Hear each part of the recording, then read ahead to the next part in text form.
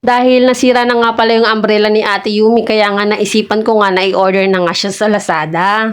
Ito talaga yung request niya, tong design na Kuromi. Buti nga nakakita nga ako ng mura lang. Halagang 99 pesos lang ata ang bili ko dito. Tuwang-tuwa naman ang Ate Yumi at nagustuhan niya. Yun nga lang, wala nga palang color purple. Ito lang kasi ang available. Kung ka ba sa batang yan, gustong-gusto niya talaga ng Kuromi. Sakto naman din, sobrang init nga at kailangan niya nga rin talaga ng payong tuwing lalabas siya.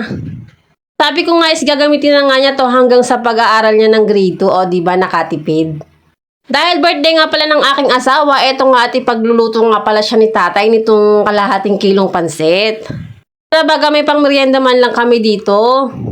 Itong nga bandang hapon na to ginayat-gayat ko na nga itong mga kikiam saka itong squid ball. Sabi nga ni tatay ako na daw ang bahala sa paggagayat ng mga sasahugin. At syempre, pag mga ganitong lutuin, si tatay talaga ang magluluto.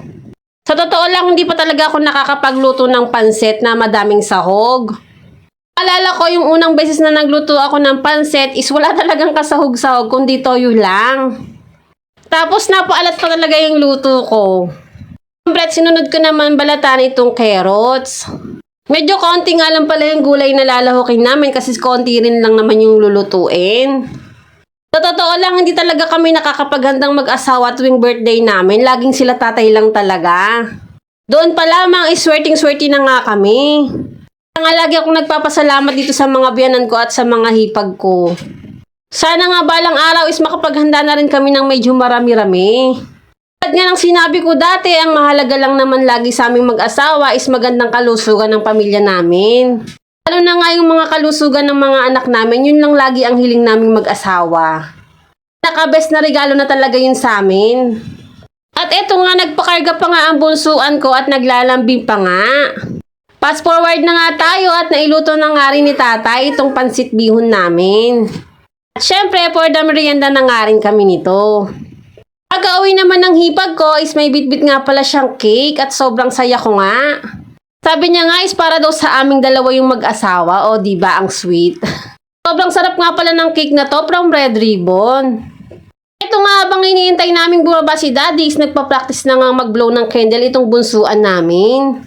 Medyo malapit na rin kasi ang birthday niya at marunong talaga siyang mag-blow ng candles. May pasok kasi si Daddy ngayon at panggabi siya, kaya ayan, hinihintay namin siyang bumaba. Mamaya pa nga bumaba na nga si Daddy at nakabihis na at ready to go to work na nga siya. Eto nga, si bunsuan na nga lang ang nag-blow ng candle. Syempre, mahihiyayang si Daddy mag-blow. Medyo natatawa nga siya kasi may pakig pa nga daw. Pero alam ko, deep inside, sobrang saya ng asawa ko. Medyo nagmamadali na nga rin kasi siya ng mga oras na yan kasi nga malilate na rin siya sa pagpasok niya. Ito namang bunsuan ko tuwang-tuwa. At ito namang Ate Yumi ko may pagkuha na nga agad ng chocolate dito sa cake. At yan nga lang pala ang simpleng kaganapan sa birthday ng asawa ko. Happy birthday ulit Daddy! O siya, hanggang dito na lang po muna. Salamat sa panonood. Bye!